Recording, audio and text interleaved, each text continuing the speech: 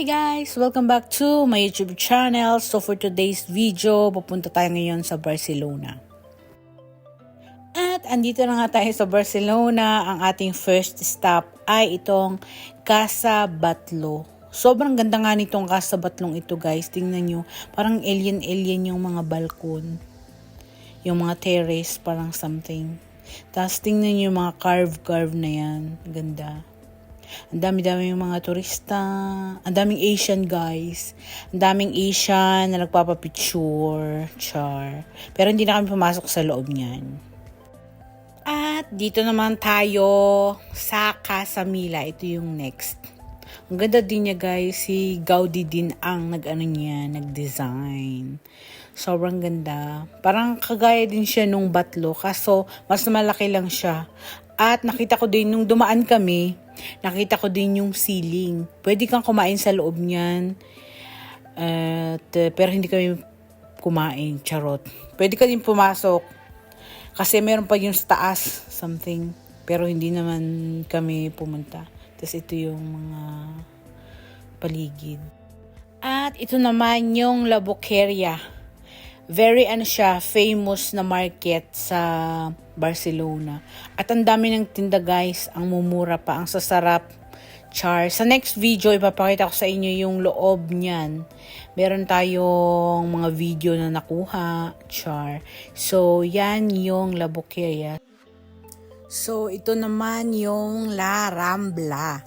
So, ito yung famous street dito sa Barcelona. Kung sa Copenhagen, mayroong Strooi. Dito naman sa Barcelona ay mayroong La Rambla. Yan, may mga ganyan.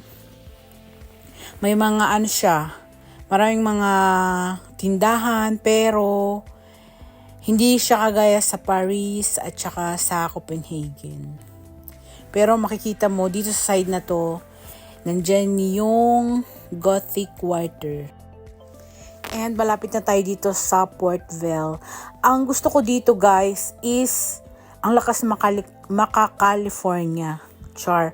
Ang daming mga tawag dyan? Anahaw. Charot. Ang dami. Parang nasa California ka talaga. So ito yung Port Vell. Lakad-lakad lang ng very light. Ganda talaga niya oh. Diba? Pack na pack, ganun. And then, dito naman tayo sa Arc de Triomphe. Ito yung paligid ng Arc de Triomphe. Diyan pwede mag-picture, char. Maganda din siya.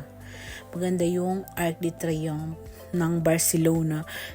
Pero, for me, parang mas maganda yung Arc de Triomphe ng Paris. I-zoom natin, yan yung details. Pero syempre maganda din to, tingnan yung details, kakaiba itong na to, Arc de Triomphe. Very nice. Ito yung Seta del Park, konti lang yung binidyo. Pagod na ang lola nyo, char, pagod nang maglakad.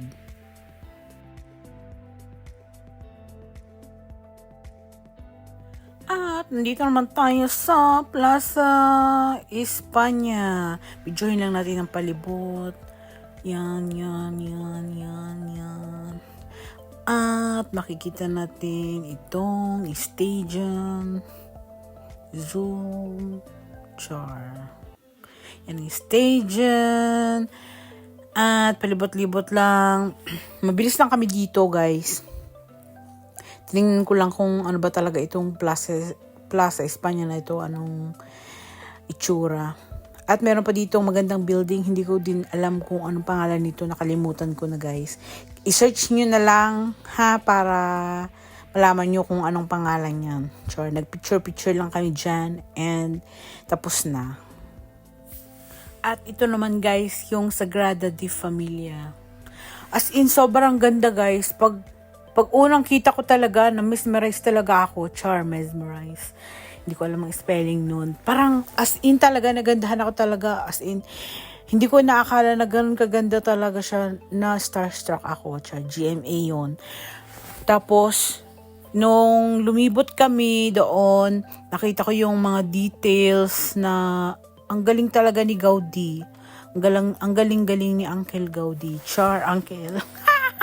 Family related yan. As in, ang ganda talaga niya. Kaya pala, sobrang tagal niyang gawin kasi yung mga details, pinag-isipan talaga. At saka, basta, nakakaano talaga. May mga tuko-tuko pa kaya guys. Oh, mga reptiles, may ahas. Pampaswerte daw yan, sabi. As in, lahat ng mga bato, lahat. See it for yourself, guys. Hindi ko talaga maipaliwanag yung feeling. Charot. Hindi, maganda talaga siya. Parang siya. Mas maganda pa sa Eiffel Tower. Ay, hindi pala. Parehas lang pala. Pero ito talaga is talaga, parang pinag-isipan, yung lahat ng details, lahat ng, basta guys, maganda. Sana mapuntahan nyo yung Barcelona. Sana isa sa bucket list nyo yung Barcelona at makita nyo itong Sagrada de Familia. It's very, very spectacular. Very nice spectacular pa. Char. Basta, sobrang siya. I can't explain.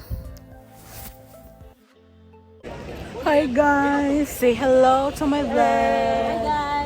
Hi guys! Welcome back to my YouTube channel. So for today's video guys, Nandito kami ngayon sa Sagrada de Familia.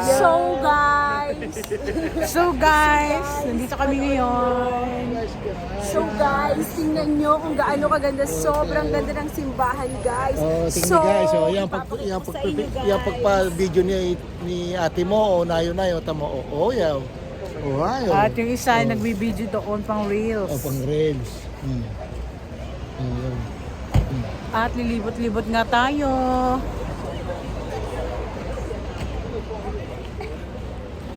At ito guys, yung loob ng Sagrada Familia.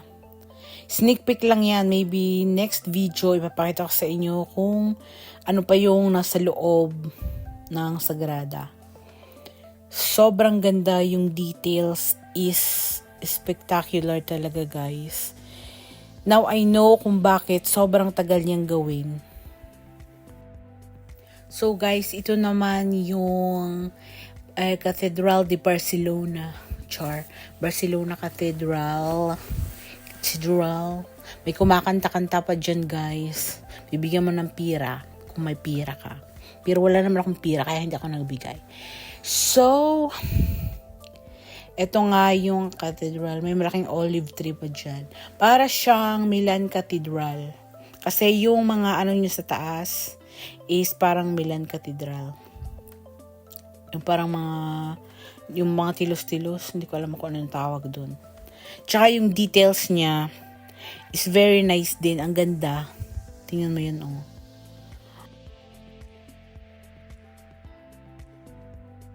Ito naman yung Parkwell. Sobrang ganda din yung Parkwell. Sobrang ganda ng view niya ng Barcelona. Ang dami din tao guys. Ang ganda ng mga mosaic. Mosaic. Yung mga mosaic. Ang ganda niya. Magaling talaga yung si Uncle Gaudi. Magaling talaga siyang mag-design. Yan, parang gingerbread something. Umakyat din kami dyan sa bahay na yan.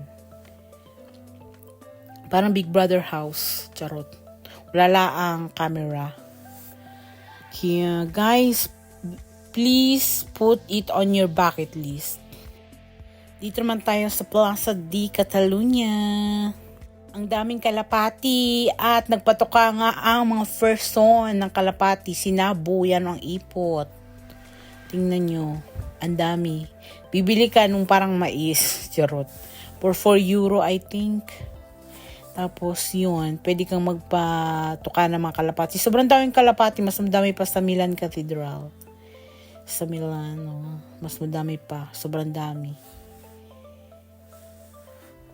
Sinabo na kalapati ang mga first sons. Nagpicture-picture. Siyempre ito, Ayan.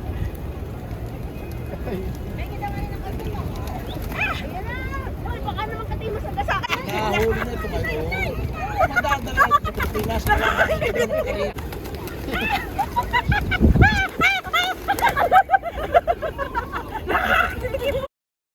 Kahit lang po plastic hawakan nyo kasama sa inyo. Plastic lang po para dito. Alam nila. At ito naman yung Barceloneta na sinasabi. Parang may Dubai, oh. Parang Dubai. Char. Ang lawak ng buhangin, guys. Ang lawak. So, feeling ko, pag summer, sobrang dami ng tao dito. As in, malawak yung buhanginan. Dami siguro naglalangoy dyan.